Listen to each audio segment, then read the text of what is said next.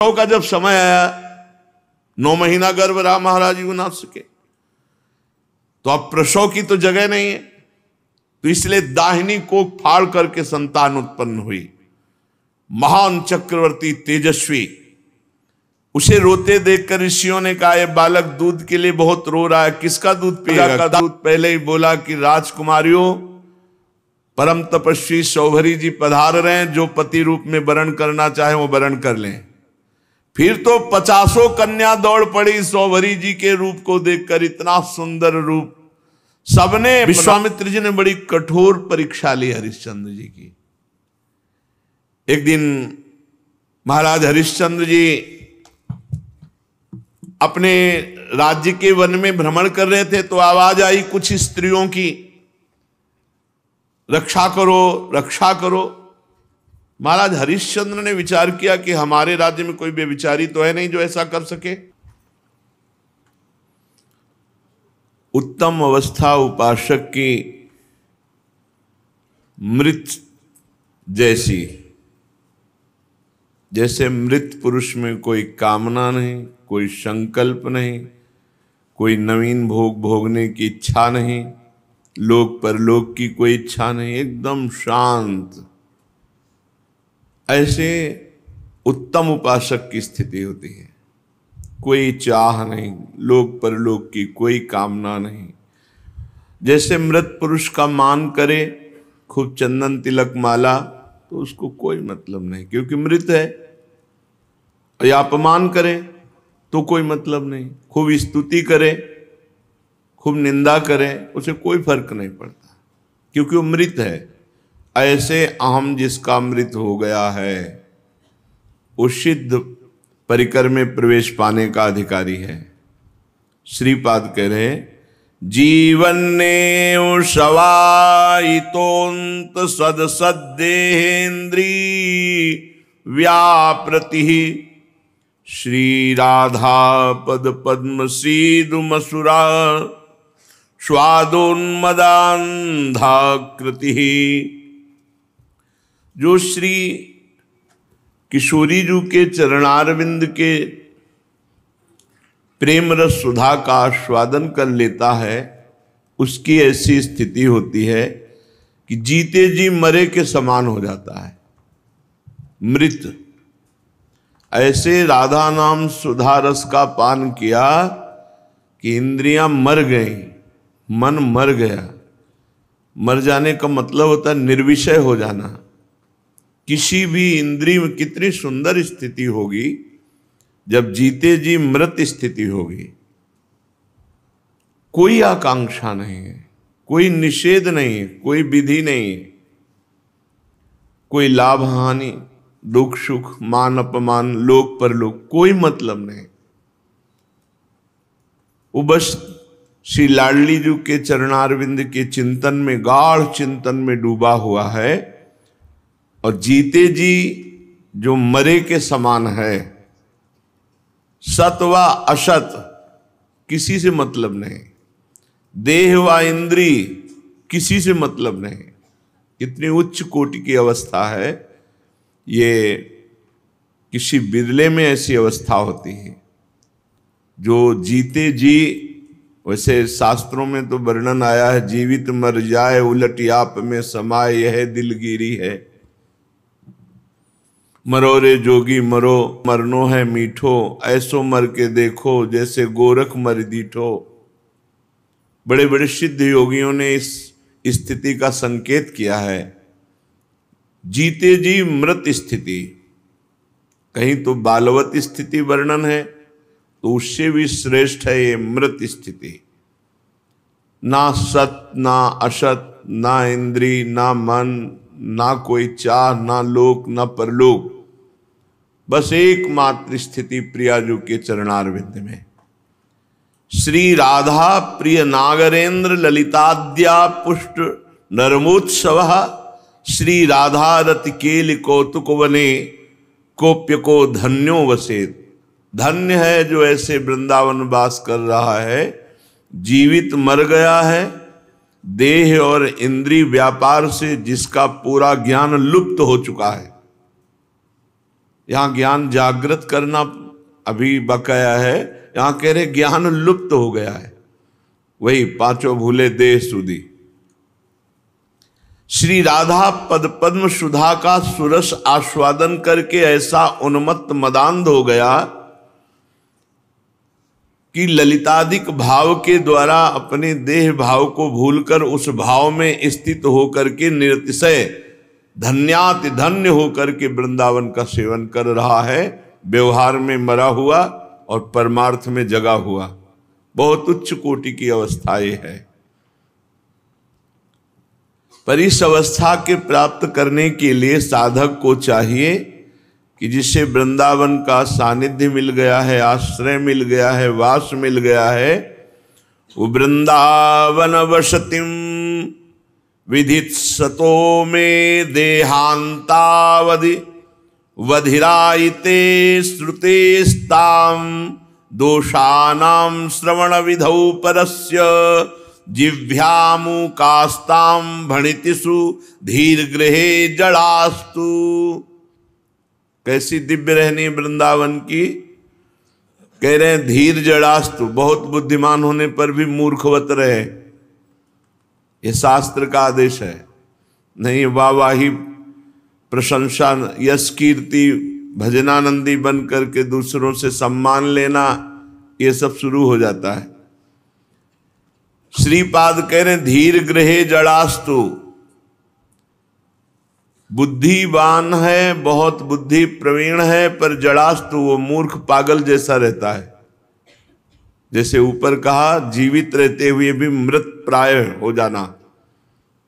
यहां कह रहे बहुत बुद्धिमान बहुत ज्ञानी है पर पागलों जैसा रहता है, जड़ता स्वीकार कर ले। जड़ास्तु।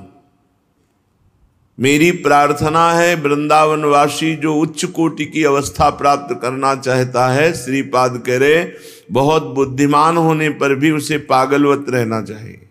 अपना ज्ञान नहीं बघारना चाहिए, चुपचाप मंत्र जपते हुए प्रियाजू के चिंतन में रहना चाहिए। ये बहुत नरक है यश कीर्ति, इसको बहुत अच्छा ना समझे वाहवाही को। ये नरक है, नरक। अभिमान जनित दोष को बढ़ावा देना, पुष्ट कर देना और अभिमान बढ़ा के फिर उसे नष्ट कर देना, ये सब यश कीर्ति में होता रहता है। उपासक को चाहिए इस प्रपंच से बहुत दूर रहे। नाम हो जाए, कीर्ति हो जाए, बहुत नौटंकी है माया की, इससे हट जाना चाहिए। अंदर से बिल्कुल लगाव नहीं रखना चाहिए। ये स्वाप्निक है, ये सत्य नहीं है। ये द्वैत भास रहा है कि मेरा यश हो रहा है, वस्तुतः जब कोई प्रभु के सिवा है नहीं तो किसका यश कौन गान करे। तो बुद्धिमान होने पर भी वृंदावनवासी जो उच्च अवस्था प्राप्त करना चाहता है, भावदेह में प्रवेश पाना चाहता है, उसे जड़वत व्यवहार करना चाहिए। और दोनों कान होने पर भी ऐसा अनुभव होना चाहिए कि मैं बहरा हूं। दोषानाम श्रवण विधौ परस्य। जब दूसरे के दोष सुनने की बात आवे तो कान में अंगुली डाल ले, बिल्कुल एक शब्द ना सुने, राधा राधा राधा, बिल्कुल वहां से हट जाए। जब दूसरे की कोई निंदा कर रहा हो, दूसरे की दोष वर्णन कर रहा हो, दूसरे में कमियां वर्णन कर रहा हो, तो कान में अंगुली डाले और उच्च स्वर से राधा नाम कीर्तन करता हुआ वहां से हट जाए। एक भी शब्द दूसरे की निंदा के ना पढ़ने चाहिए। ऐसा अनुभव करे कि मैं बहरा हूं, मेरे कान ही नहीं है। बहुत सुंदर बचने का उपाय है। आपसे कोई कह रहा है राधे श्याम, अभी राधे श्याम कहेगा, फिर और बात पूछेगा, उत्तर ही नहीं दिया, मानो सुनाई ही नहीं दिया। फिर वो बोले, न उसकी तरफ देखा, बिल्कुल जड़वत, और ना कोई उत्तर दिया, खत्म। वो तुम्हारे पीछे नहीं चलेगा, तुमसे बात नहीं करेगा। श्री वृंदावन वास करने वाले को जिह्व्याम मूकास्ताम भणितिषु, जिह्वा होने पर भी, बहुत अच्छा बोलने पर भी उसे मूक रहना चाहिए, मौन रहना चाहिए, नहीं बोलना चाहिए। पक्का समझ लीजिए बहुत बड़ा प्रपंच है ये माया का। ये यश कीर्ति नाम प्रतिष्ठा में बहुत हानि है, बहुत हानि है। भजन छूट जाता है आंतरिक, और बस व्यवहार में मन लगने लगता है। अपनी बड़ाई सुन करके मन राजी हुआ, अहंकार पुष्ट हुआ, परमार्थ नष्ट हुआ। इसलिए बहुत प्रवीण होने पर भी बोले नहीं, अपनी वाणी को मूक रखे। बहुत अच्छी श्रवणेंद्रिय होने पर भी ऐसा व्यवहार करे कि मानो इसको सुनाई नहीं देता। बहुत अच्छा बुद्धि काम कर रहे लेकिन ऐसा व्यवहार करे कि पागल आदमी है, ये समझता नहीं है। ऐसा होना चाहिए। श्री वृंदावन वसतिम विदित सतो में देहांतावधि, जब तक शरीर छूट न जाए तब तक इस नियम का पालन करे। श्रवणेंद्रिय होने पर सुने नहीं, वाकेंद्रिय होने पर बोले नहीं, बुद्धिमान होने पर भी मूर्खवत आचरण करे। केवल अंदर प्रिया प्रीतम का चिंतन चल रहा है, कोई भांप ना पावे कि आप कितने भजनानंदी हो। श्री वृंदावन मम पावनम त्वमेव, श्री वृंदावन मम जीवनम त्वमेव, श्री वृंदावन मम भूषणम त्वमेव, श्री वृंदावन मम सदयस्त्वमेव। हे वृंदावन धाम, आप ही मेरे पवित्र करने वाले हो। मैंने आपका अनन्य आश्रय लिया है। अब किसी तीर्थ या किसी मंगलमय पुरी या धाम कभी नहीं जाऊंगा। आपका अनन्य आश्रय लिया। श्री वृंदावन मम पावनम त्वमेव, आप ही मुझे पवित्र करोगे। अब मैं किसी अन्य तीर्थ या पुरी या किसी मंगलमय स्थानों की यात्रा नहीं करूंगा। ये नियम लेता हूं, मैंने अपना जीवन आपको समर्पित कर दिया। श्री वृंदावन मम जीवनम त्वमेव, हे वृंदावन अब ये जीवन आपका है, इसलिए आप हमारे जीवन हुए। अर्थात जितनी श्वासें हैं वो वृंदावन में ही व्यतीत होंगी, नहीं यही प्राण छूटेंगे, अन्यत्र कहीं नहीं जाएंगे। श्री वृंदावन मम भूषणम त्वमेव, हे वृंदावन आप ही मेरे भूषण हो, आप ही मेरे श्रृंगार हो। श्री वृंदावन मम सदयस्त्वमेव, मुझे अखंड वृंदावन वासी बनने का सौभाग्य मिला। इससे बड़ा और यश क्या हो सकता है। इसलिए हे वृंदावन धाम तुम ही मेरे यश हो। जो वृंदावन को पूर्णतः समर्पित है, अब चिंता करने की बात नहीं है। पूर्णतः समर्पित की पहचान, जैसे मछली जल को समर्पित है, जल से विलग होते ही प्राण त्याग देगी, ऐसे ही हम वृंदावन को समर्पित हैं। वृंदावन की छूटने की बात आने पर ही प्राण व्याकुल हो जाए। जैसे हरिराम व्यास जी के एक एक लता से लिपट कर रोते हैं, मैं जी नहीं सकता हे वृंदावन की लताओं, आपसे विलग होकर नहीं जी सकता। रज में लौटते हैं वृंदावन की रज में आपसे विलग नहीं जी सकता। एक बार दतिया के राजा बहुत विनय की ग्वारिया बाबा से, तो कहा कल तैयार सुबह मिलेंगे हम, आप तैयारी रखो, कल सुबह ले चलना। पहले तो बहुत मना किया, पर बहुत भक्ति भाव का प्रभाव। तो दूसरे दिन देखा बाबा गधा पे बैठे हुए, मुंह पे कालिक पोते हुए, पादुका की माला पहने हुए। बोले हाँ चलो तैयारी फिट है। बोले बाबा ऐसे कौन ले चले? तो बोले वृंदावन से ऐसे नहीं जाया जाएगा तो और कैसे जाया जाएगा? अगर वृंदावन से जाने की बात आवे तो मुंह में कालिक पोत के गधे पे बैठ के जूतों की माला पहनकर ऐसे जाया जाता है, धाम से विमुख ऐसे हुआ जाता है। बोले नहीं लिवा चलेंगे आपको। समझ गए कि ये लीला इसलिए की कि वृंदावन से जाना ना पड़े। वृंदावन जीवनम त्वमेव, हमारा वृंदावन के प्रति समर्पण तभी माना जाएगा जैसे जल के प्रति समर्पण मछली का है। वो एक क्षण अलग करो तो प्राण व्याकुल हो जाते हैं और त्याग देती है। ऐसे ही हम धाम से प्रेम करें। आपसे सच्ची कह रहे हैं, बात सबकी समझ में अहंकार के कारण नहीं आती। खूब जोर जोर से कह रहे हैं पर पकड़ नहीं पा रहा कोई। भगवत प्राप्ति भगवत आश्रय से होती है, भरोसे से होती है, समर्पण से होती है। क्रियाओं पर साधक इतना विश्वास किए हुए है और ये क्रियाएं सब कर्ण से होती है, अंतःकरण से, इंद्रियों से, और इनका कोई भरोसा नहीं है। ये कभी भी ऐसी स्थिति में आ सकती है जिसमें एक बार भी राधा ना बोल पाओगे, एक दिन भी आप परिक्रमा नहीं कर पाओगे, एक पाठ नहीं कर सकते हो, ऐसी स्थिति इनकी हो। इन पर इतना भरोसा, जो क्रियाएं आदि मध्य और अंत हैं वो अनंत परमात्मा की कैसे प्राप्ति करा सकती है? वो तो उनकी कृपा से होती है। सबे अंग गुणहीन हो ताको जतन न कोय, एक किशोरी कृपा ते जो कछ होए सो। साधक की बुद्धि अगर कृपा पे पहुंच जाए, भरोसे पे हो जाए, तो अभी आनंदित हो जाए। सिर्फ भरोसे से, शरणागति से भगवत प्राप्ति होती है। ये जो साधना है, जो क्रियाएं हैं, ये असाधन का नाश करने के लिए है। अहम का तुम करते करते हार जाओ और फिर हार के शरणागति हो गए, भगवत प्राप्ति हो जाएगी। भरोसा नहीं है, प्रभु पर भरोसा नहीं।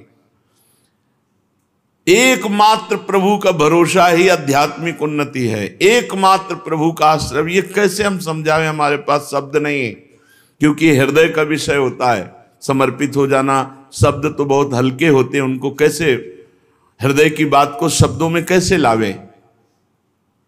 प्रभु के आश्रित हो जाना। अब कहें कि शरणागत, आप प्रयास करो कि आप शरणागत हो जाओ। अरे भाई, शरणागति का लक्षण ही अजात पक्षायु मातरम खगा। विशुद्ध शरणागति का लक्षण है अजात पक्षायु मातरम खगा। जिस पक्षी के बच्चे के घोंसले में बैठा हुआ केवल मां की बाट जो रहा, पंखे ही नहीं निकले, वो क्या प्रयास करे?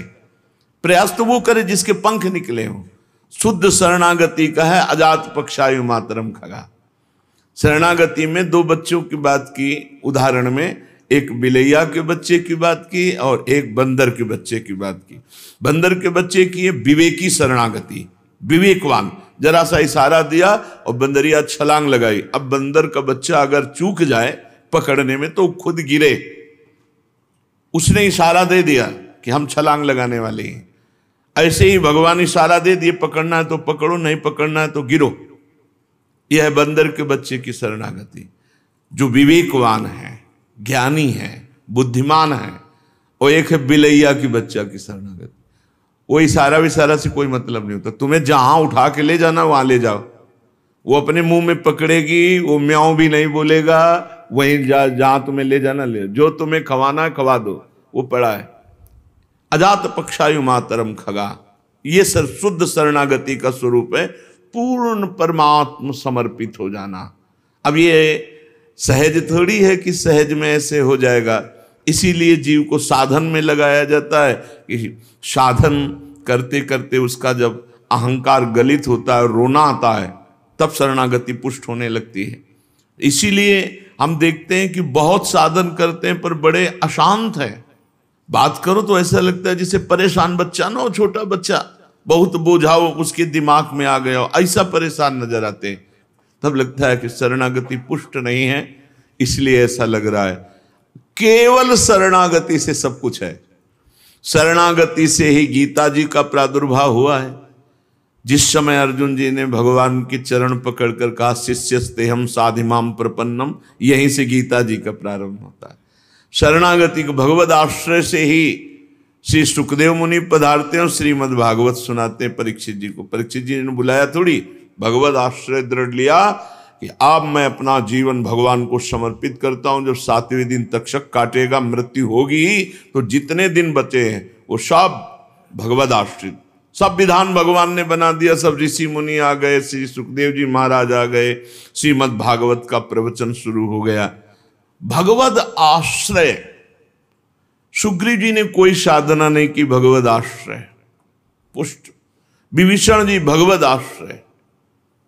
भगवद आश्रित होने के लिए तो साधन बताया जाता है, वो अहम गलित हो जाए। लेकिन भगवत प्राप्ति सिर्फ भगवद आश्रय से होती है। बहुत साधन संपन्न भगवद आश्रय पुष्ट नहीं हुआ तो संशय है भगवत प्राप्ति में। और कुछ नहीं करता, केवल भगवद आश्रित पड़ा है, उसको भगवत प्राप्ति हो जाएगी। बहुत जोर का आश्रय चाहिए इसमें, बहुत जोर का आश्रय। इन क्रियाओं से कुछ नहीं होता है। क्रियाओं से एक अहंकार की पुष्टता होती है, वो पवित्र क्रियाएं या अपवित्र क्रियाएं। क्रिया रहित आपका स्वरूप है। आप अपने स्वरूप की तरफ देखिए, ये करण से सब कुछ हो रहा है, आप इसके साक्षी मात्र हैं, दृष्टा मात्र हैं, और उन क्रियाओं का भरोसा कर रहे हो। भरोसा तो कर्ता का करो, जो असली करता है। जो कुछ हो सब तिहारी कृपा से बिहारी बिहारी, और सब मिथ्या प्रपंच भासिए। सब झूठी बात है कि मैं करता हूं, मैं कैसा कर लूंगा। नहीं, जो कुछ हो रहा है भागवती को प्रभु की कृपा से आपके जीवन में घट रहा है, और जो कुछ दिव्यता आएगी वो प्रभु की कृपा से आएगी। ये बात मान लो और निश्चिंत हो जाओ। ये कैसे हम समझाएं, बार बार हृदय में आता है कि ये बात अगर समझ में आ जाए तो निश्चिंत हो जाए जीव पर। वो जब तक स्थिति नहीं तब तक वो समझ नहीं पाओगे। प्रियालाल केवल समर्पित होने से, केवल समर्पित होने से, उसी समर्पित के लिए फिर वर्णन किया जाता है कि उच्छिष्टामृत भुक्तवैव। कैसे शरणागति पुष्ट हो? बोले अपने आराध्य देव का उच्छिष्ट पाओ, उन्हीं के लीला जस का गायन करो, उन्हीं के लीला जस का श्रवण करो, उन्हीं की परिचर्या में रहो, उन्हीं को शरीर मन वाणी निर्विकार भाव से अहंकार और स्वयं को समर्पित कर दो। ये सब वो करवा लेंगे। अपने को केवल तैयारी कर लिए, अपने केवल उत्साह बनाना है समर्पण का, और वो अपने आप समर्पित कर लेंगे। बहुत करुणा में सारा खेल इन्हीं का है, सारा खेल इन्हीं का। आप कहीं नहीं हैं, आप हैं इसीलिए फंस गए। आप देख लीजिए, आप कहीं नहीं हैं। सारा खेल सतोगुण रजोगुण तमोगुण तीन इन गुणों का है, और आप प्रवीणता ना दिखा करके प्रवीणता ये दिखा दिए कि मैं करता हूं, मैं भोगता हूं, तो फिर भोगो। लौटो भगवान की शरण की तरफ लौटो। बहुत दिव्यता है शरणागति में, ये बुद्धि ही काम नहीं करेगी आपकी। जो दिव्यता शरणागति में है वो कहीं किसी साधन में नहीं है। प्रभु की शरणागति, बस ये बात समझ में आ जाए। कैसे कैसे समझ में आवे? बहुत को देखा, बहुत मेन ठिकाने से कनेक्शन नहीं है। बल्ब है, डोरी है, बोर्ड है, स्विच है, ऑन ऑफ हो रहा है, सही कनेक्शन है। एक बार ऑन करो, सही कनेक्शन है। एक बार जिन नाम लिय हित सो होए अति दीन, ताको संग न छाण ही प्रभु अपनो कर लीन। एक बार हृदय से आर्त भाव से एक बार ही पुकार काफी भगवत प्राप्ति के लिए। बस वही एक बार के लिए बार बार प्रयासरत हैं कि वो एक बार वाली स्थिति आ जाए। हित सो होए अति दीन, प्रेम में भरकर, दैन्यता से भरकर प्रभु को पुकारे। एक बार में, एक बार पुकारने का है। एक बार जिन नाम ली हित सो होयत दीन, ताको संग न छाणहि प्रभु अपनो कर ली। कितना हृदय गदगद हो रहा था जब कल प्रसंग में दुर्वासा जी ने कृत्या प्रकट की और अम्बरीश जी को पता भी नहीं, भगवान का सुदर्शन चक्र गरजने लगा। एक बाल बाका भी नहीं होने दिया अम्बरीश जी का। त्रिभुवन में दौड़ाया इतने बड़े महान तपस्वी को, तब लगे शरणागति, भगवान का आश्रय। हम जितना अपनापन छुपा के रखेंगे उतना ही कलंक है हमारी भक्ति में। पूर्ण अपनापन प्रभु को समर्पित। श्री गोस्वामी तुलसीदास जी महाराज कह रहे हैं, बड़े जोर के महापुरुष हैं, बड़ी जोर की स्थिति की बात है। कह रहे राम कबहु प्रिय लागी हो, जैसे नीर मीन को, सुख जीवन ज्यों जीव को, मन ज्यों फनिक को हित, ज्यों धन लोभ लीन को। राम कबहु प्रिय लागी हो, जैसे नीर मीन को। ज्यों सुभाए प्रिय लगती नागरी नागर नवीन को, त्यों मेरे मन लाल सा करिए करुणा कर पावन प्रेम पीन को। हे भगवान, हे हरि, हे जीवन दाता, क्या कभी आप मुझे ऐसे प्यारे लगोगे जैसे मछली को जल प्यारा लगता है, जैसे जीव को सुखमय स्वस्थ शरीर इच्छित भोग ऐसा प्यारा लगता है, ऐसे आप कभी मुझे प्यारे लगोगे? जैसे सांप को मणि एक क्षण अलग हो जाए तो फण पटक के मर जाए, जल से एक क्षण अलग हो जाए मछली प्राण त्याग दे, जरा सा विषय वियोग हो व्याकुल डिप्रेशन में घूम रहा है मनुष्य। नाथ, जैसे लोभी को अत्यंत प्रिय धन होता है और जैसे नवयुवक स्वभाव से नवयुवती की तरफ आकर्षित होता है, खिंचता है, वैसे करुणा की खान मेरे प्रभु मेरे मन में केवल आपके लिए पवित्र प्रेम की धारा बहे। ऐसा कब होगा?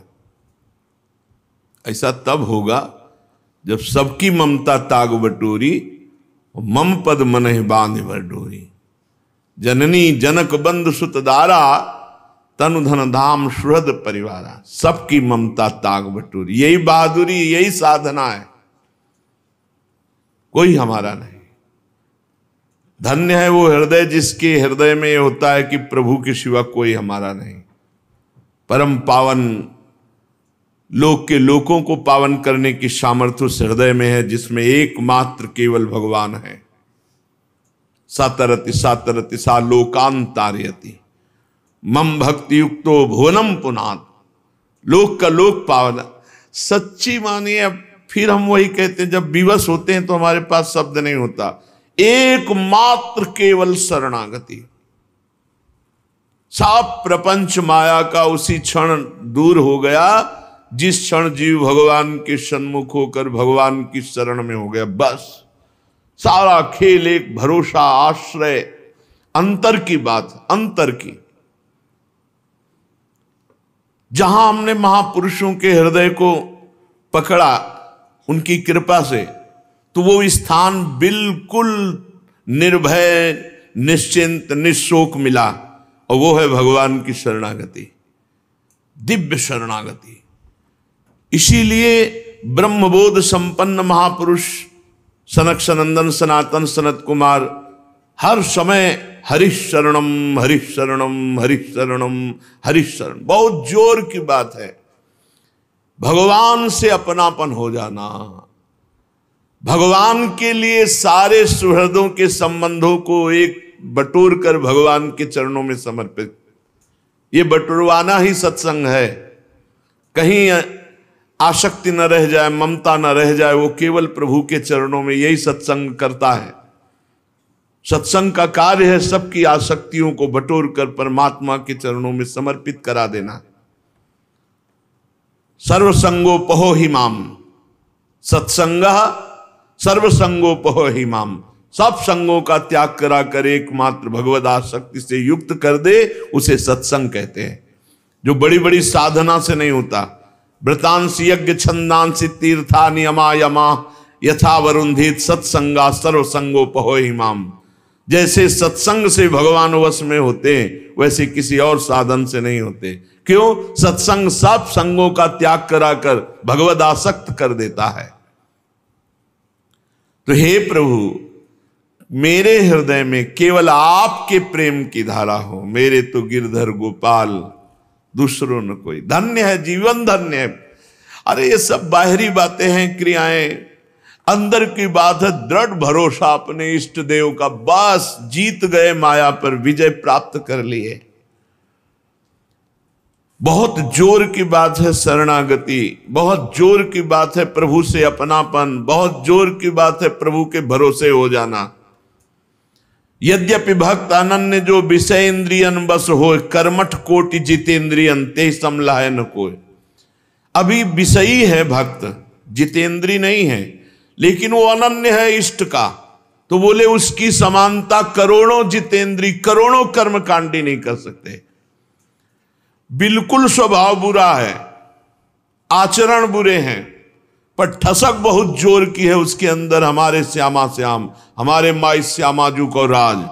तो कह रहे हैं जैसे घरनी यद्यपि बुरी, पति नहीं छाड़ता है, पति उसको नहीं त्यागेगा, क्योंकि वो पति की अनन्य है, स्वभाव से बुरी है तो क्या हुआ। लेकिन बहुत मीठा बोलती, बहुत चालबाजी है और पर पुरुष से रमण करती है, तो बोले तजत ही छिनता है, उसी क्षण उसका त्याग हो जाएगा। ऐसे ही हमारे हरिजू हैं, किसी भी अन्य साधन का भरोसा भी नहीं। इसीलिए सूरदास जी महाराज कह रहे हैं, सुनेरी मैंने निर्बल के बलराम, सुनेरी मैंने निर्बल के बलराम। अपबल, तपबल और बाहुबल, चौथो बल है दाम। सूर किशोर कृपा ते सब बल, हारे को हरे नाम। बस भगवान नाम स्मरण करते हुए भगवान के भरोसे, इससे बड़ा कोई दिव्य साधन नहीं। ये अहम की धूल जो है जब तक हटती नहीं है तब तक संतोष नहीं होता। अहम से जो क्रियाएं होती उसमें संतोष होता है, भगवद आश्रय पे संतोष नहीं होता। भगवद आश्रित का भजन करना नहीं होता। प्रत्येक श्वास जैसे दिल स्वयं धड़क रहा है, ऐसे ही भगवान नाम स्वयं स्फुरित होता रहता है। प्रभु वेद कहते हैं, मनसा को दाता कहें, श्रुति प्रभु प्रवीण को, तुलसीदास को भाव तो, बलि जाऊं दया निधि दीजय दान दीन को। राम कबहु प्रिय लागी हो, जैसे नीर मीन को। प्रभु वेद कहते हैं कि मन चाही वस्तु देने वालों में आप सबसे बड़े चतुर दाता हैं। बिना ही कहे मन की बात जानकर उसे पूरी कर देते हैं। तो गोस्वामी जी कह रहे हैं, तुलसीदास जी महाराज, कि हे दया निधान मैं आपकी बलैया लेऊं, इस दीन तुलसी को भी उसकी मनचाही वस्तु दे दो। क्या मांगा है भी? कह रहे हैं, त्यों मेरे मन लालसा करिए, करुणा कर पावन प्रेम पीन को। जैसे विषयी पुरुष के हृदय में विषयाकर्षण, लोभी के हृदय में धनाकर्षण, ऐसे प्रभु मेरा चित्त आप में आकर्षित होकर प्रेम प्रवाह में बह जाए।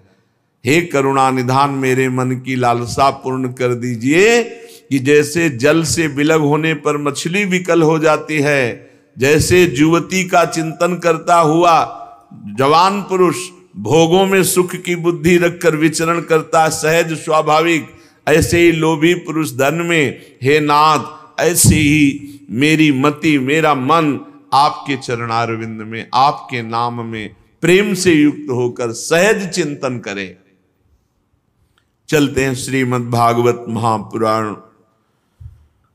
भगवान परमहंस जी महाराज परीक्षित जी के परम पद आरूढ़ होने के लिए महापुरुषों के पावन चरित्रों को सुनाते हुए सब निस्सार है ऐसा अनुभव करा रहे हैं।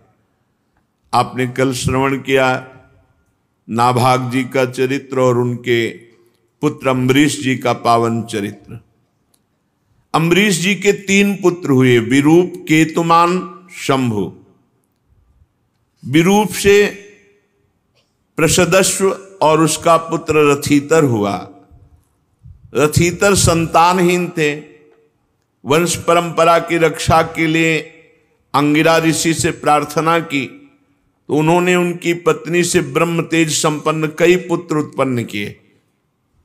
ये शास्त्रीय पद्धति पूर्व में थी कि जो परम पवित्र पातिव्रत धर्म धारण करने वाली स्त्रियां हैं, यदि पति से संतान नहीं हुई तो फिर ब्रह्म ऋषि से संतान उत्पन्न करने के विधान थे। वो भी ऐसे वेश बना करके, घृणास्पद भेष बनाकर नजदीक जाना, संकल्प के द्वारा या सहवास के द्वारा, गर्भधारण, फिर दोबारा जीवन में कभी सामने ना आना, ऐसी पद्धति थी। इसी पद्धति का रहस्य जानने वाली माता कुंती ने महाराज पांडु से कहा कि अब आपके द्वारा संतान तो हो नहीं सकती, क्योंकि शाप हो चुका है ऋषि का कि आप सहवास करेंगे तो मृत्यु को प्राप्त हो जाएंगे, तो आप आदेश करें, हम एक एक देवता को बुलाते हैं। तो सबसे पहले ये धर्म है कि नहीं, इसीलिए धर्म को बुलाया था। ऐसे ही भगवान व्यास देव जी द्वारा धृतराष्ट्र, पांडु और विदुर जी का प्रादुर्भाव हुआ इसी पद्धति से। तो इसी पद्धति से अंगिरा ऋषि से प्रार्थना की तो उन्होंने उनकी पत्नी से ब्रह्म तेज से संपन्न कई पुत्र उत्पन्न किए। यद्यपि ये सब रथीतर की भार्या से उत्पन्न हुए थे, इसलिए इनका गोत्र वही होना चाहिए था जो रथीतर का था, फिर भी अंगिरा ऋषि से प्रकट हुए इसलिए आंगिरस गोत्र के कहलाए। ये ही रथीतर वंशियों के प्रवर कुल में सर्वश्रेष्ठ पुरुष कहलाए, क्योंकि ब्रह्म ऋषि की संतान क्षत्रिय माता और ब्रह्म ऋषि पिता, इन दोनों के गोत्रों से इनका संबंध था। परीक्षित जी एक बार मनु जी के छींकने पर उनके नासिका से इक्ष्वाकु नाम का पुत्र उत्पन्न हुआ। छींकने से पुत्र उत्पन्न हो गया। ऐसे तपस्वी, ऐसे भजनानंदी महापुरुष मनु जी महाराज। इक्ष्वाकु नाम का पुत्र हुआ। इक्ष्वाकु से 100 पुत्र हुए। उनमें सबसे बड़े 3 थे, विकुक्ष, निमि और दंडक। परीक्षित उनसे छोटे 25 पुत्र आर्यावर्त के पूर्व भाग के और 25 पश्चिम भाग के तथा उपर्युक्त 3 मध्य भाग के अधिपति हुए। शेष 47 दक्षिण आदि अन्य प्रांतों के अधिपति हुए। एक बार राजा इक्ष्वाकु ने अष्टका श्राद्ध के समय अपने बड़े पुत्र को आज्ञा दी, विकुक्षे शीघ्र ही जाकर श्राद्ध के योग्य पवित्र पशुओं का मांस लाओ। वीर विकुक्षी ने बहुत अच्छा कहकर वन की यात्रा की और श्राद्ध के लिए शिकार किया। वो थक गया था, भूख भी लगाई थी, इसलिए ये बात भूल गए कि जो श्राद्ध के लिए शिकार किया उसे कभी खाना नहीं चाहिए, और उसने भूख के कारण खा लिया और बचा हुआ ला करके अपने पिता को दिया। इक्ष्वाकु ने अपने गुरुदेव से प्रोक्षण विधि से पवित्र करके श्राद्ध के लिए कहा, तो गुरुजी ने जो ही प्रोक्षण किया उन्होंने कहा ये तो दूषित हो चुका है, पवित्र हो चुका है, श्राद्ध के योग्य नहीं है। गुरुजी के कहने पर राजा इक्ष्वाकु को अपने पुत्र की करतूत का पता चला। शास्त्र विधान का उल्लंघन करने वाले पुत्र को देश निकाला दे दिया। तदनंतर इक्ष्वाकु जी ने अपने गुरुदेव वशिष्ठ जी से ज्ञान विषयक चर्चा की। फिर योग के द्वारा शरीर का परित्याग करके उन्होंने परम पद प्राप्त किया। महाराज इक्ष्वाकु के देहांत हो जाने पर विकुक्षी अपनी राजधानी में लौट आए और पृथ्वी का शासन करने लगे। उन्होंने बड़े बड़े यज्ञों से भगवान की आराधना की और संसार में शशाद के नाम से प्रसिद्ध हुए। विकुक्ष के पुत्र हुए पुरंजय, उन्हीं को इंद्रवाह और ककुत्स कहते हैं। जिन कर्मों के कारण उनके नाम पड़े थे उन्हें सुनो। सतयुग के अंत में देवताओं का दानवों के साथ घोर संग्राम हुआ था। उसमें सब के सब देवता दैत्यों से हार गए। तब उन्होंने वीर पुरंजय को सहायता के लिए अपना मित्र बनाया। पुरंजय ने कहा, यदि देवराज इंद्र मेरे वाहन बनेंगे तो मैं देवताओं की तरफ से युद्ध करके विजय दिला सकता हूं। पहले तो इंद्र ने अस्वीकार किया, परंतु देवताओं की प्रार्थना पर सर्वशक्तिमान विश्वात्मा भगवान की इच्छा मानकर एक बड़े भारी बैल के रूप में इंद्र बन गए और पुरंजय को भागवतिक शक्ति प्राप्त थी।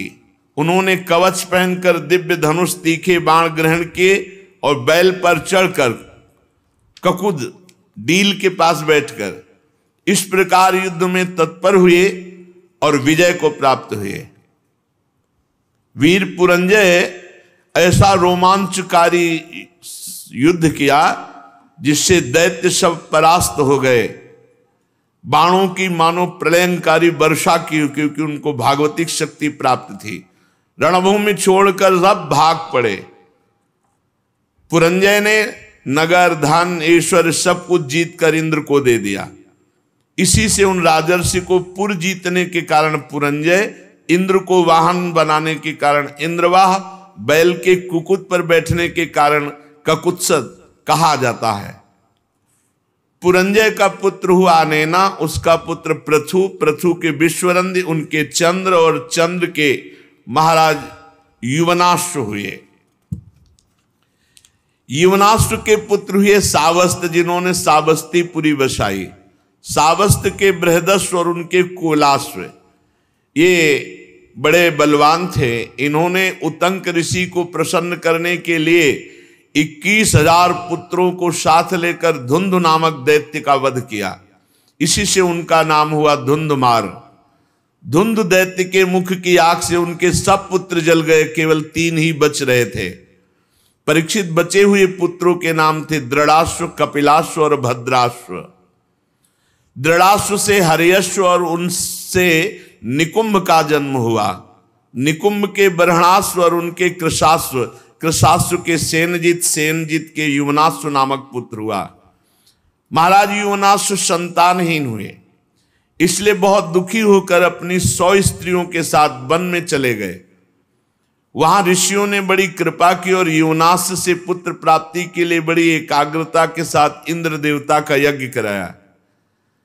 एक दिन राजा युवनाश्व को रात्रि के समय बड़ी प्यास लगी। वो यज्ञशाला में गए तो देखा ऋषि जन सो रहे हैं। अब प्यास लगी थी तो जल किससे मांगे? तो वहां जो अभिमंत्रित जल रखा हुआ था, उनको ज्ञान नहीं था, वही जल पी लिया। प्रातःकाल ऋषि जन जब सोकर उठे तो देखा कि जो पुत्रेष्टि यज्ञ के लिए संकल्प किया हुआ जल था वो तो है नहीं। पूछा कहाँ है? तो उन्होंने कहा तो महाराज पी गए।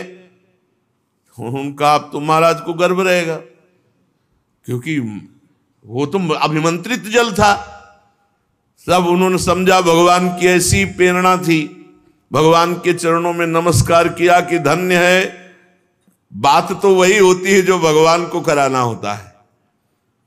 इसके बाद अब प्रसव का जब समय आया, 9 महीना गर्भ रहा महाराज युवनाश्व के, तो अब प्रसव की तो जगह नहीं है, तो इसलिए दाहिनी कोख फाड़ करके संतान उत्पन्न हुई। महान चक्रवर्ती तेजस्वी, उसे रोते देखकर ऋषियों ने कहा यह बालक दूध के लिए बहुत रो रहा है, किसका दूध पिएगा? तब इंद्र देवता प्रकट हुए और कहा माम धाता, मैं इसका पोषण करूंगा, तू रो मत। ये कहकर तर्जनी अंगुली उनके मुंह में डाल दी, जिससे अमृत स्राव होता है। ब्राह्मण और देवताओं के प्रसाद से उस बालक के पिता युवनाश्व की भी मृत्यु नहीं हुई और वो तपस्या करके मुक्त हो गए। और इंद्र ने उस बालक का नाम रखा त्रिशदस्यु, क्योंकि रावण आदि लुटेरे मानधाता के भय से भयभीत होते थे। ऐसे चक्रवर्ती सम्राट मानधाता, युवनाश्व के पुत्र मानधाता चक्रवर्ती सम्राट हुए। भगवान के तेज से तेजस्वी होकर अकेले ही 7 द्वीप वाली पृथ्वी का शासन किया। वे आत्मज्ञानी थे, कर्मकांड के विशेष ज्ञाता थे, फिर भी वे बड़ी बड़ी दक्षिणा वाले यज्ञों से यज्ञ स्वरूप भगवान की आराधना करते, क्योंकि भगवान स्वयं प्रकाश सर्वदेव स्वरूप हैं। परीक्षित, जहां से सूर्य उदय होता है और जहां से अस्त होता है, वो सारा का सारा भूभाग युवनाश्व के पुत्र महाराजा धीराज मानधाता के अधिकार में था। राजा मानधाता की पत्नी शशबिंदु की पुत्री बिंदुमती थी, उनके गर्भ से 3 पुत्र हुए, पुरुकुत्स और ये दूसरे अम्बरीश और महायोगी मुचकुंद। और इनके मुचकुंद जी की 50 बहनें थी। 50 ने अकेले सौभरी ऋषि को पति के रूप में वरण किया। परम तपस्वी सौभरी जी एक बार यमुना जल में डुबकी लगाकर तपस्या कर रहे थे, जल को स्तंभित करके। देख लो, ऐसे ऐसे महात्माओं को माया आकर्षित कर लेती है। अपने लोग तो एक डुबकी लगा के 1 मिनट भी नहीं रुक सकते, वो समाधि लगा लेते थे। जल को स्तंभित कर दिया और थल की तरह बैठे समाधिस्थ।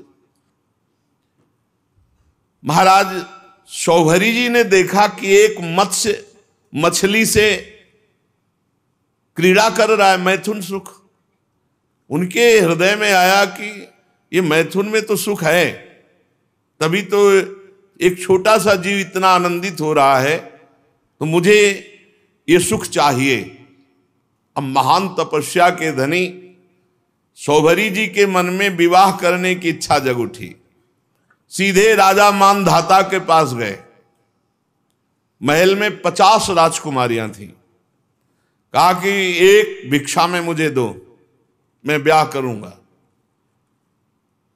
अब बड़ी समस्या, शरीर से गंध आ रही मछली जैसी, जल में समाधिस्थ, हड्डी हड्डी दिखाई दे रही। कौन राजकुमारी इनको पसंद करेगी?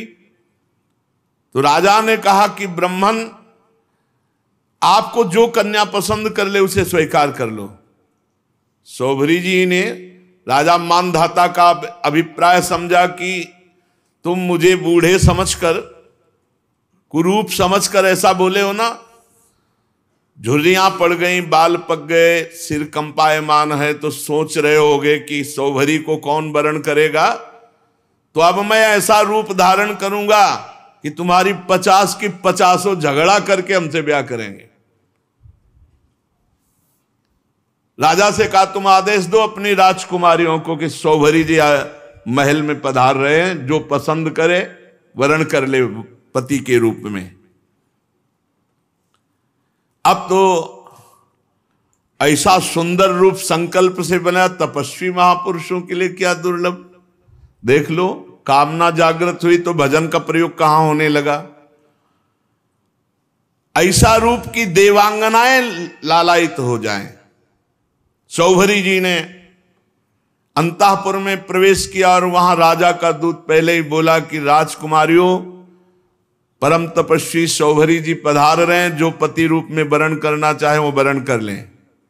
फिर तो 50 कन्या दौड़ पड़ी सौभरी जी के रूप को देखकर। इतना सुंदर रूप, सबने अपना पति बना लिया। सौभरी जी ने कहा चिंता 50 चलो, 50 के साथ ब्याह करेंगे। अब वो कन्याएं तो बहुत सुखी हो गई, इतने सामर्थ्यशाली महात्मा पति के रूप में प्राप्त हुए हैं। एक दूसरे से कलह करने लगी और एक दूसरे से कहने लगी तुम्हारे योग्य नहीं, मेरे योग्य हैं। ऋग्वेदी सौभरी जी ने कहा 50 के योग्य है, चलो। और अपनी तपस्या के प्रभाव से नई सृष्टि की, महल, उपवन, नगर, सबकी रचना यमुना किनारे की। सौगंधिक पुष्पों के बगीचे, परिपूर्ण कमलों से सरोवर, बगीचों में बहुत सुंदर सुंदर स्थान, महल, बहुमूल्य शैया, आसन, वस्त्र, आभूषण, स्नान, सुस्वादु भोजन, पुष्पमाला, दास दासियां सब प्रकट कर दी तपस्या से। जैसे राजा की बिरुदावली का बखान करते हैं सूत मागध बद्दीजन, वैसे ही पूरा सब वैभव। जब 50 से ब्याह करके चल रहे थे तो मानधाता को लग रहा था कि भोजन की व्यवस्था कैसे होगी। तो कहा कल यमुना किनारे आ जाना। तो सप्त द्वीपवती पृथ्वी के स्वामी मानधाता जी ने जब सौभरी जी के तप का प्रभाव देखा तो आश्चर्यचकित हो गए। उनके पास भी वो भोग सामग्री नहीं थी जो सौभरी जी के पास थी। तपस्या, उनका ये गर्व जाता रहा कि मैं सार्वभौम सम्राट हूं। सौभरी जी गृहस्थी के सुख में रम गए, अपने निरोग इंद्रियों से विषयों का सेवन किया। पर विषय सेवन से कभी काम तृप्ति थोड़ी होती, जैसे घी की बूंदों से आग तो और लपट बढ़ती है, ऐसे ही उनका असंतोष बढ़ा भोगों का। 50 राजकुमारियां, वैभव, सब सुख। ऋग्वेदाचार्य शौभरी जी एक दिन यमुना जी के तट पर बैठे और विचार किया कि अरे एक क्षण का कुसंग, मछली के एक क्षण के कुसंग से मेरी ये स्थिति हो गई कि मैंने सारी तपस्या खो दी केवल भोगों के लिए। अरे मैं तो बड़ा तपस्वी संयमी था, ये मुझसे चूक कैसे हो गई? ये मेरा अधा पतन तो देखो। मैं दीर्घ काल से अपने ब्रह्म तेज को अक्षुण्ण रख रहा था, परंतु जल के भीतर विहार करती हुई एक मछली के संसर्ग से मेरा ब्रह्म तेज नष्ट हो गया। अतः संगम त्यजेत मिथुन व्रतिनाम मुमुक्षु सर्वात्मना न विसृजेत बहिरिंद्रियाणि एकश्चरन् रहस्य चित्त मनंतई से युंजीत तद्व्रति सुसाधु सुचेत प्रसंग। मुमुक्षु को चाहिए, साधक को चाहिए, जो भगवत प्राप्ति करना चाहता है, मैथुन धर्म से युक्त किसी भी प्राणी पर दृष्टि न डाले, न उनका संग करे। चाहे पशु पक्षी ही क्यों ना मैथुन कर रहे हो, अचानक दृष्टि चली गई, नीचे करो और नाम जप करो, दोबारा उधर मत देखना। दोबारा देखा तो घटना घटेगी जीवन में, उसका संकल्प बनेगा, क्रिया में उतर जाओगे। संगम त्यजेत मिथुन व्रतिनाम मुमुक्षु, जो मुक्त होना चाहता है ऐसे व्रत वाला साधक कभी किसी जीव को मैथुन करते हुए ना देखे। अगर एक बार दृष्टि चली जाए तो तुरंत वहां से हटा के नाम जप में लगावे। सर्वात्मना न विसृजेत बहिरिंद्रियाणि, सदैव अपनी इंद्रियों को अंतर्मुख रखे, बहिर्मुख न छोड़ दे, स्वतंत्र रूप से इंद्रियों को बहिर्मुख ना होने दे। एकश्चरन्, अकेला रहे, चित्त मनंतई से, अपने चित्त को सर्वशक्तिमान भगवान में ही केवल जोड़े। चित्त का चिंतन विषय ना होना चाहिए, परमात्मा होना चाहिए। एकश्चरन् रहस्य चित्त मनंतई से युंजीत तद्व्रति सुसाधु सुचेत प्रसंगा। अगर संग करना पड़े तो भगवत प्रेमी महात्माओं का संग करे, अन्यथा असंग रहे, निरंतर भगवत चिंतन परायण रहे, इंद्रियों को अंतर्मुख रखे, कभी किसी को मैथुन से सहवास से युक्त देखकर आकर्षित ना हो जाए। नहीं, शौभरी जी कह रहे हैं कि हमारी दुर्दशा देख लो। विघ्न से बचने के लिए जल को स्तंभित करके भजन कर रहे थे, वही विघ्न पड़ गया। भगवान नाम निरंतर जपो, इंद्रियों को स्वतंत्रता मत दो, कोई बहिर्मुख दृश्य ऐसा मोबाइल में या बाहर मत देखो जो तुम्हें भगवत विमुख कर दे। देखो, मैं पहले एकांत में अकेले तपस्या में संलग्न था, फिर मछली का मैथुन देखा। मोबाइल में गलत दृश्य देखने वाले कैसे संभल सकते हैं? जब मछली की क्रीड़ा देखकर एक महात्मा 50 ब्याह करता है, तो तुम मनुष्य की क्रीड़ा देखोगे सर्च करके, गंदी गंदी बातें देखोगे, इधर उधर की नाटक नौटंकी देखोगे, तुम भजन करोगे? ये बहुत बड़ी कलयुग की कुचाल है मोबाइल। अगर इससे काम ले पावे तो अपने बस जो महापुरुषों के वचन सुन लो, या जो अत्यंत आवश्यक कार्य कर लो, नहीं तो स्विच ऑफ करके रख दो। अगर बार बार उसको देखना और किसका मैसेज और सब, तो फिर वो आकर्षण चित्त में ऐसा बैठेगा कि एकांत में गंदी बातें देखने लगोगे। मतलब अगर मोबाइल से सही प्रयोग ना हुआ तो मोबाइल ही काफी है साधक को भ्रष्ट करने के लिए, नष्ट करने के लिए। इसलिए मैं पहले एकांत में अकेले तपस्या में संलग्न था। मछली की मैथुन क्रीड़ा देखकर 50 विवाह किए, फिर संतान से 5000 हो गई। कहां अकेला, कहां 5000 के बीच में। विषयों में सत्य बुद्धि होने से माया ने मेरी बुद्धि का हरण कर लिया।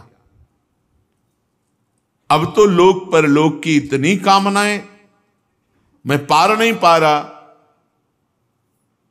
कहां अकेला भगवत चिंतन कर रहे थे, कहां 50 पत्नी, फिर 5000 संतान, फिर उनके ब्याह, फिर उनकी, कहां मैं फंस गया।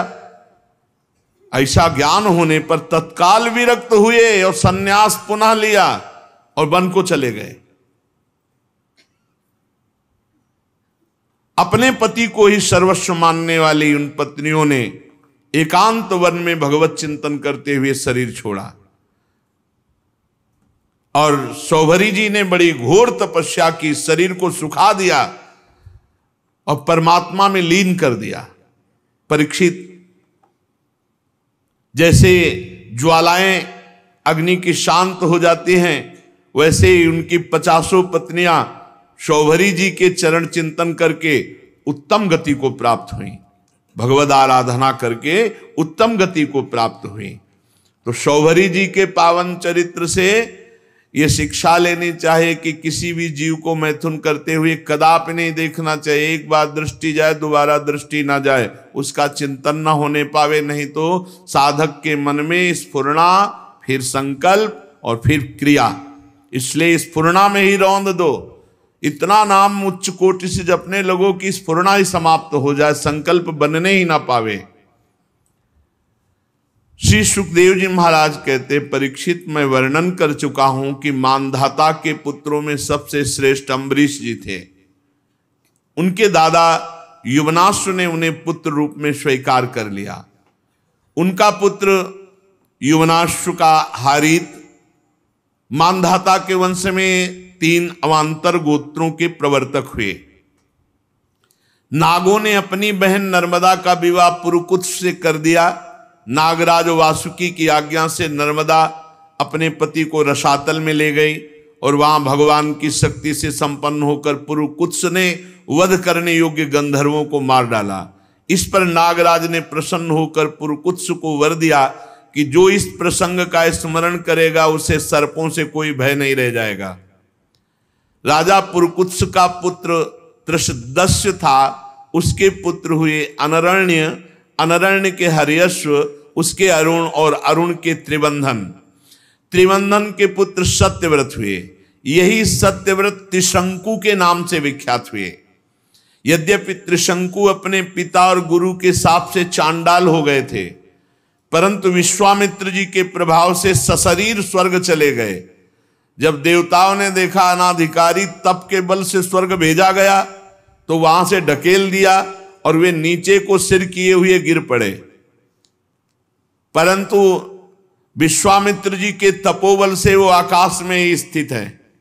न स्वर्ग मिला, न ये लोग बीच में टंगे हुए हैं। त्रिशंकु जी वे अब भी आकाश में लटके हुए हैं। त्रिशंकु के पुत्र थे हरिश्चंद्र जी। उनके लिए विश्वामित्र और वशिष्ठ एक दूसरे को शाप देकर पक्षी हो गए और बहुत वर्षों तक लड़ते रहे। हरिश्चंद्र के कोई संतान न थी, इससे वो बहुत उदास रहा करते थे। नारद जी के उपदेश से वे वरुण देवता की शरण में गए, उनसे प्रार्थना की कि प्रभु मुझे पुत्र प्राप्त हो। महाराज, मेरे वीर पुत्र होगा तो मैं उसी से आपका यजन करूंगा। वरुण देवता ने कहा ठीक है। तब वरुण की कृपा से हरिश्चंद्र के रोहित नाम का पुत्र हुआ। पुत्र होते ही वरुण ने आकर कहा, हरिश्चंद्र तुम्हें पुत्र प्राप्त हो गया, अब इसके द्वारा मेरा यज्ञ करो। हरिश्चंद्र ने कहा, जब आपका ये रोहित 10 दिन से अधिक का हो जाएगा तब यज्ञ योग्य होगा। 10 दिन बीतने पर वरुण जी ने आकर के आप मेरा यज्ञ करो। हरिश्चंद्र ने कहा, जब आपका ये रोहित मुंह में दांत निकल आएंगे तब यज्ञ के योग्य होगा। दांत उगाने पर वरुण देवता ने कहा, अब तो दांत निकल आए, मेरा यज्ञ करो। हरिश्चंद्र ने कहा, जब इसके दूध के दांत गिर जाएंगे तब ये यज्ञ के योग होगा। जब दूध के दांत गिर गए तो वरुण देवता ने कहा, अब तो मेरा यज्ञ करो। हरिश्चंद्र ने कहा, जब दोबारा दांत आ जाएंगे तब ये यज्ञ के योग्य होगा। दांतों के उगाने पर वरुण ने कहा, मेरा यज्ञ करो। हरिश्चंद्र ने कहा, महाराज क्षत्रिय राजकुमार तब यज्ञ के योग्य होता है जब वो कवच धारण करने लगे। राजा हरिश्चंद्र पुत्र के प्रेम से ऐसा टालते रहे, उनका हृदय पुत्र प्रेम में जकड़ा हुआ था। जो जो समय बताते वरुण देवता उसी की बाट देखते। जब रोहित कुंवर को इस बात का पता चला कि पिताजी तो मेरा बलिदान करना चाहते हैं, तो अपने प्राणों की रक्षा के लिए हाथ में धनुष लेकर वन में चले गए। कुछ दिन के बाद उन्हें मालूम हुआ कि वरुण देवता ने रुष्ट होकर मेरे पिताजी पर आक्रमण किया है, जिसके कारण वे महोदर रोग से पीड़ित हो रहे। तब रोहित अपने नगर की ओर चल पड़ा, परंतु इंद्र ने आकर उसे रोक दिया। कहा, बेटा रोहित, यज्ञ पशु बनकर मरने की अपेक्षा है पवित्र तीर्थ और क्षेत्रों का सेवन करते हुए पृथ्वी में विचरण करना। इंद्र की बात मानकर वो 1 वर्ष तक और वन में ही रहे। इस प्रकार दूसरे, तीसरे, चौथे और 5वें वर्ष जहां जाने का विचार करते तो इंद्र देवता कोई न कोई रूप रख कर आते और उसे रोक देते। 6 वर्ष तक रोहित वन में ही रहे। 7वें वर्ष जब वो अपने नगर को लौटने लगे तो उसने अजीगर्त से उनके मंझले पुत्र शुनासेप को मोल ले लिया और उसे यज्ञ पशु बनाने के लिए अपने पिता को सौंपकर उनके चरणों में नमस्कार किया। तब परम यशस्वी श्रेष्ठ चरित्र वाले राजा हरिश्चंद्र ने महोदर रोग से छूटकर पुरुषमेध यज्ञ के द्वारा वरुण आदि देवताओं का यजन किया। उस यज्ञ में विश्वामित्र जी होता हुए, परम संयमी जमदग्नि जी ने अध्वर्यु का काम किया, वशिष्ठ जी ब्रह्मा बने, अयास्य मुनि सामगान करने वाले उद्गाता बने। उस समय इंद्र ने प्रसन्न होकर हरिश्चंद्र को एक सोने का रथ दिया। आगे चलकर मैं शुनासेप का महात्म वर्णन करूंगा। हरिश्चंद्र को अपनी पत्नी के साथ सत्य में दृढ़ता पूर्वक स्थित देकर विश्वामित्र जी बहुत प्रसन्न हुए। विश्वामित्र जी ने बड़ी कठोर परीक्षा ली हरिश्चंद्र जी की। एक दिन महाराज हरिश्चंद्र जी अपने राज्य के वन में भ्रमण कर रहे थे तो आवाज आई कुछ स्त्रियों की, रक्षा करो, रक्षा करो। महाराज हरिश्चंद्र ने विचार किया कि हमारे राज्य में कोई बेविचारी तो है नहीं जो ऐसा कर सके। उनके राज्य में कोई ऐसा नहीं था। बहुत कठोर शासन हरिश्चंद्र जी का। ये अयोध्या के चक्रवर्ती सम्राट थे, धर्मात्मा, प्रजापालक, दानवीर, भगवत भक्त और धर्मनिष्ठा का ऐसा प्रभाव कि इनके राज्य में कोई किसी माता बहन की तरफ गंदी दृष्टि से भी नहीं देख सकता था। इसीलिए उनके राज्य में किसी की अकाल मृत्यु नहीं होती, किसी को रोग नहीं होता। पूर्ववासियों में बड़ी धर्म की रुचि थी। तो जब एक दिन जंगल में शिकार खेलने गए तो वहां कुछ स्त्रियां पुकार रही थी और कह रही थी, हमें बचाओ, हमें बचाओ। राजा ने शिकार खेलना छोड़कर उनके समीप गए और कहा, डरो मत, हमारे राज्य में ऐसा दुष्ट बुद्धि वाला तो कोई है ही नहीं जो इस अन्याय करके किसी स्त्री को ऐसे, डरो मत। तो शांत हो गई। पास में देखा विश्वामित्र जी खड़े थे और वो स्त्रियां और कोई नहीं थी, विद्याएं थी जो अपने तपोबल से समस्त विद्याओं को अधीन विश्वामित्र जी कर रहे थे।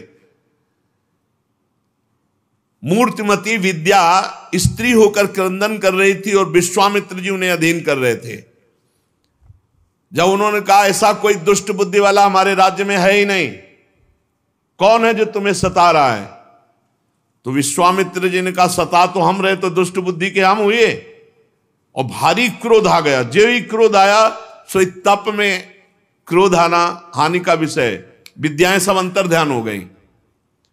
विश्वामित्र जी ने कहा, इतना तप करने के बाद मैंने अपने क्रोध को संभाला था और विद्याओं को अधीन किया, तुमने मुक्त करा दिया, तुम बड़े दयालु हो। गुस्सा में कहा। हरिश्चंद्र जी ने हाथ जोड़कर विनय पूर्वक कहा, मुनि, मैं राज्य धर्म का पालन कर रहा हूं।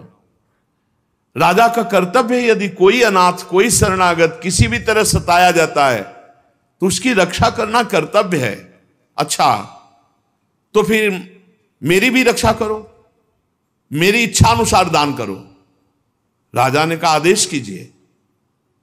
तो उनका इस समय तुम्हारे पास क्या है? घोड़ा, खजाने की चाबी, दो। दान ले लिया और कहा दक्षिणा में हमें प्रचुर स्वर्ण चाहिए। कहा दिया, ठीक, चलो दक्षिणा दो। तो उनका खजाने तो पहुंचे, बोले मिथ्यावादी, जब खजाने की चाबी दे दी तो खजाना तेरा कैसे? हाँ ये बात तो है। और घोड़ा दे दिया तो जहां तक घोड़े की टाप गई सारा राज्य मेरा। बहुत दानी बनता है, बहुत उदार बनता है, विद्याओं की रक्षा करेगा तू, अब दे। तो उनका महाराज चिंता मत करो, हमारे राज्य में तो हमको कोई खरीदेगा नहीं और वो राज्य अब आपका हो चुका है। इसलिए राजा ने विचार किया कि सभी शास्त्र पुराण कहते हैं काशीपुरी भगवान शंकर के त्रिशूल पर बसी है और उसके अधिपति देवाधिदेव महादेव हैं। अतः वो परम दिव्यपुरी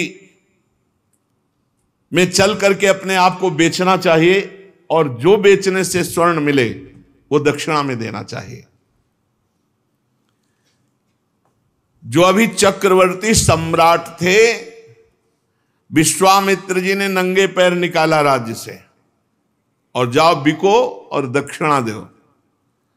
अब परम सुकुमारी रानी शेव्या, पुत्र रोहित काशी को चल पड़े। मार्ग में मुनि ने एक माया रची कि राजा रानी और रोहित तीनों को अत्यंत प्यास लगी, बहुत सुंदर जल की, मीठे जल की सृष्टि की, और आप बैठ गए ब्राह्मण के वेश में और कहा आओ पानी पी लो। बहुत आग्रह किया। राजा ने कहा मैंने मुनि को दान दिया है, दान की पूर्णता दक्षिणा से होती, जब तक दक्षिणा नहीं दे लूंगा पानी नहीं पीऊंगा। ऐसा कह के राजा आगे बढ़ गए।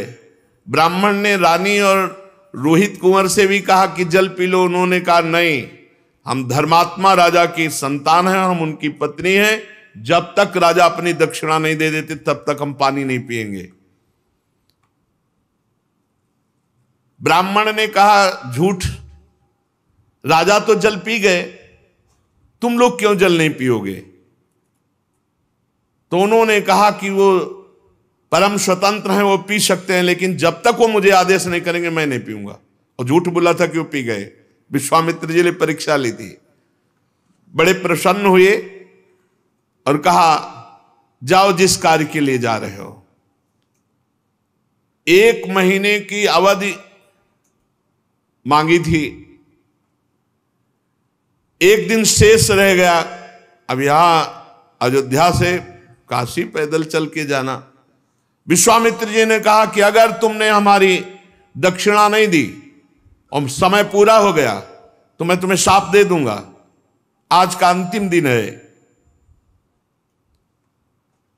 हरिश्चंद्र ने मुनि को प्रणाम किया और कहा अभी आधा दिन शेष है, अभी आप कुछ मत बोलिएगा, प्रयास करते हैं कोई मुझे खरीद ले। आपने इतने दिन प्रतीक्षा की और कर लीजिए, आधा दिन की ही तो बात है। मुनि अंतर्धान हो गए। राजा ने अपने बेचने का निश्चय करके पुकारा। साध्वी रानी ने कहा महाराज अगर आप बिक जाएंगे तो मैं और पुत्र। तो उन्होंने कहा देखो धर्म के लिए सब कुछ बलिदान है, अगर पूरी दक्षिणा नहीं पड़ी तो आपको भी बेच दूंगा, पुत्र को भी बेच दूंगा, अपने आप को बेच दूंगा। पति की ऐसी अवस्था देख करके रानी बहुत अंदर से विकल हुई। उधर विश्वामित्र जी की कड़ी चेतावना, तो चित्त में दुख है और गदगद कंठ से पुकार कोई मुझे खरीद ले। तो एक वृद्ध ब्राह्मणी के वेश में 500 स्वर्ण मुद्राएं देकर के रानी को खरीदा। रानी ने उस ब्राह्मणी से प्रार्थना की कि यथाशक्ति मैं घर की पूरी सेवा करूंगी, कभी इंकार नहीं करूंगी। मेरी 3 बातें आपको माननी होंगी। मैं कभी किसी पुरुष से संभाषण नहीं करूंगी, एकांत में नहीं मिलूंगी, किसी का जूठा नहीं खाऊंगी, और सेवा के अतिरिक्त मैं एकांतवास करूंगी, मेरे समीप कोई नहीं आना चाहिए। स्वीकार कर लिया। अब राजा के सामने ही रानी बिक गई। अब पुत्र को अंचल पकड़कर मां के संग जाते देख करके पहले तो बहुत हटाया, जब नहीं हटा तब कुछ स्वर्ण मुद्राएं देकर पुत्र को भी साथ में खरीद लिया।